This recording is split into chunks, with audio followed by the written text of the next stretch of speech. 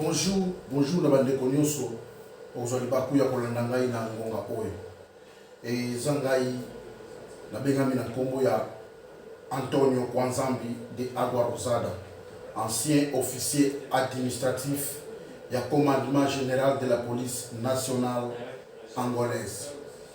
Précisément na ye pona sola bandeko na ngai ya ba congolais parce que tout un problème moko sérieux oyo ezo déranger communauté angolaise, où ils ont risqué qu'il y ait un conflit entre les Congolais et les Angolais dans le cadre d'Angola. Le problème est amis. Pour nous rappeler que nous sommes les Congolais. Angola, le Congo, est un pays voisin, dans les limitrophes nyonso, où ils ont une frontière très très vaste. Aujourd'hui, vous n'avez jamais de conflit, jamais de problème. Mais dans un dernier temps, toujours il y a des problèmes compliqués pour les Angolais et les Congolais. Concernant l'élection, il y a en Angola. Dans la RDC, sous l'ancien président Joseph Kabila a 18 ans de pouvoir. Dans 18 ans de pouvoir, les musiciens congolais ont été là. Kabila na ba obetela Kabila te ti lelo baza na embargo et pas frère na biso ba combattant ba résistant au baza en Europe ti lo ministre congolais ba ka kobeta te na poto concernant yango. Mais toujours on a problème aux autres déranger communauté angolaise pour le moment parce que na eu coup de fil na ba ndeko na ba résistant au baza na kati ya mboka na ba obaza libanda pour na ko passer message oyo. Pour faire alerte parce que tout ça une période très très grave. Alerte oyo na bande ko na biso ba congolais. Pour un conflit grave. Et ça ni. Toujours mona ba musiciens congolais ba zo ko robete la MPLA. Parti oyo eza ya ba dictateur oyo ba sali déjà 46 ans na pouvoir. Mais toujours mona mutali boso kitaki mboka ko bete la parti wana eza Koffi Olomide. Deuxième place, où il est regrettable que comme on a pasteur Moïse Mbiye. Avec un concert na so, il y a la propagande de MPLA, avec un drapeau de MPLA à tomber à sa public. J'espère que les décolonais va bénir va le été. Problème union sur les cas na Congo pour na Kabila. Na 18 à Kabila, musicien moko angolais te akenda ko bete la Kabila. Musicien mon côté angolais te akenda ko kumisa Kabila azate.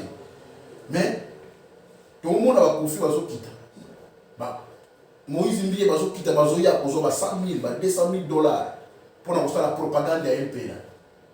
Et là, il y a comme cible. Message grave, il y a une ligne. Bandeko obo ozali bako olandanga na ngonga oyo bo pekisa bandeko na biso ba musicien congolais na période oyo eza période ya élection do bo pekisa bango po pire eyati bo pekisa bango bakende kobeta na propagande ya MPLA. Donc na moment oyo mot d'ordre ezake oyo ekangami sikoyo lelo na Angola ezake musicien nyonso congolais ou bien étranger nyonso oyo okende Angola pour absa la propagande ya MPLA. Peut-être akoki kozonga na bomo ete na Congo. Donc on a répété musicien nyonso congolais oyo okende Angola pour na kokende koyembela ba dictateur pour appuyer la propagande électorale. Il y a MPLA, on va 46 ans de pouvoir. À Kozonga, il y a beaucoup d'idées. Donc, on va trouble. Et là, comme on a dit, le lycée dans la bête, la bête, c'est ça. Bobo, ça n'a été que Angola, Minduki, est partout dans le monde. On a un individu qui a des lance-roquettes dans le monde.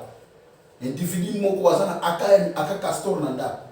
Donc, quoi qu'il y ait un podium, et qu'on le met de l'autre côté. Angolais a ça une action pour regretter Sima. Donc, de l'unité conflit wana ekota. Suivant la même partie au MPLA. Il y a un conflit entre peuple congolais et peuple angolais. Oyo mona kozana Angola et molanga et moniblo bongo ezala topola ni bakabola congolais na angolais. Kaka partie oyo ba Moïse Mbiye ba okendo yembela. Parti oyo ba ministre congolais ba kenda koyembela. Parti ba dictateur oyo bango ba tia image mabe entre angolais na congolais. Nzoka toza peuple moko, to melaka mai moko, to liaka sali moko. Soko ke na frontière ya noki, okokuta ke frontière et Cameroun, distance, il n'y a pas même 1 mètre. Soda congolais, na soda angolais, il y a 100 moko. Donc, il y a des bota moko. En plus, il y a un conflit dans le bateau à Tikalaka. On a dit que les bateaux mangala, les congolais, les bakoumisa parti, ils ont des dictateurs, ils ont 46 ans de pouvoir. Bandaka bato mangala e bani nangola e okoma ba guerre moko boy na ba famille oyo ba innocent de ba kwa kokufa na respect nyonso na boboto nyonso ande ko ba congolais obokola na ngoma oyo bobenda ba frère na bino matoyi bobenda ba musicien congolais matoyi na moment oyo ya période électorale basana posa ya komona congolais moko te akinde ko yembela empila après ba élection boko kozongela ba concert na bino normal mais pour le moment nous avons une alerte grave. Donc, et ça, il passe comme on a Moïse Mbiye, au long de pasteur, comme on a la propagande à parti. Et ça passe. Voir même dans la musique, mais Léo, au sein de l'élo, ils ont séparé ça va tout. Donc, pardon, il va dire qu'on a Congolais, tous en a Bolingo, Tobalani, tous en a même relation contre nous toujours, mais Bobé d'aba musicien congolais matoui. $100,000 et l'équipe au Moïna Yote. $150,000 et l'équipe Vina Yote. Botika kocha peuple na conflit. Boza ba leader d'opinion. Tant que bolika ka bokende koyembe la partie ba dictateur, bozo sunga peuple te. Na minute bozo kisi mi tema ya bangolais bele. Donc message grave à moi pour ça bino amoyo ke. Soki bo insister bo kei, oye koye la bino, boluka ba responsable te, boluka ba coupable te. Donc on a répété. Message est ça qui résistance union sur angolais, na population presque majorité sanganike. Pour la passer le message, ça n'a pas ça comme un musicien congolais mon côté avec des la propagande ya MP là. Mi balé au babeti déjà, Kofi a beti. Moïse Mbiya qui a beti na soyo. Yé assimila drapeau MP là. Alors que ça a été bon voté MP là. Parti au Nyoko de Biso pendant 46 ans. Na Congo Kabila Salaki 18 ans. T'as la passe, t'as la souffrance. Léon a mon là, tu vas dire tina matite. Mais bino wa musicien au Congo, besoin ko yembe la partie aux oignons pour la peuple. Donc, ce qui dégâts et ça là ni bolu ka ba coupable ti. Nous allons poser à conflit, nous allons poser à confliter entre Angola et RDC. To lingi conflit wana ti. To lingi amote. Na yango nazo senga bino wa musicien congolais. Ce qui ni so ko zon ba ko ko ti. Ndé ko so ti no vidéo. Pardon mingi. Ata ba ti ndé ki ba no ba cacher parce que Angola ka bokenda ka, bozo ka ba 100,000, ba 150,000. Ba ko no ba cacher ni. Tozo senga bino. Bokabola peuple qui pour $150,000. Bokabola batu oyo basanganité pour $200,000. Tozo senga bino, tozo supplier bino, tozo na posa ya problème ti. Tozo na posa makila etanga ti. Tolingi makila etanga ti bande kona ba congolais. Le yamo na passe na ina message oyo ke bo petit ba ministre congolais botika na période oyo sa phase électorale, phase de la propagande. Tozo na posa na bino na ngola ti.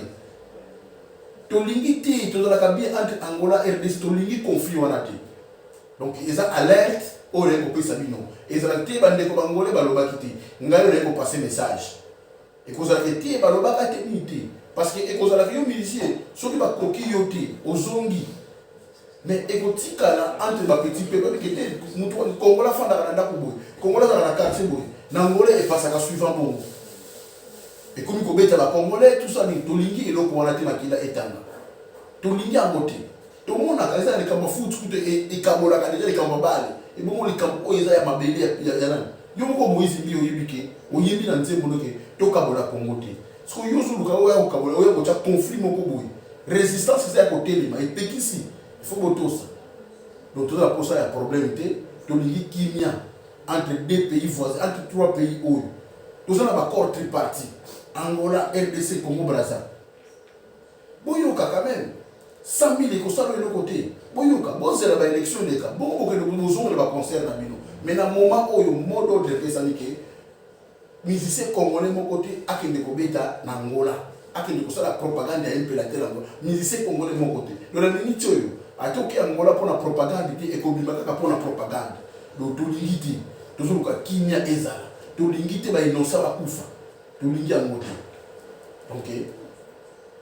Merci Naïdike, Bandekolanga, Yokanga, Bokolanda, pour qui vient et continuer. Nous répétons que Kabila Sala qui 18 ans à pouvoir. Ba combattant la telima awa, tire le musique et bête magaté la porte. Makambo boy bolimo na ngosu na ngola. peuple angolais esengi barésistant angolais esengi ke bokende te tolingi te. Donc message ezali na mpona koza bino yango wana. En tout cas merci mingi, j'espère que toza na même morale donc tant eza bien te donc tant penza eza bien te tobosala bino te te ke te nga na kolakisa na okende mpo nini epela tie sécuritaire eza na soda moko te yambaka bombe, soda moko te yambaka lance roquette. Donc merci, nzambe azala na bino.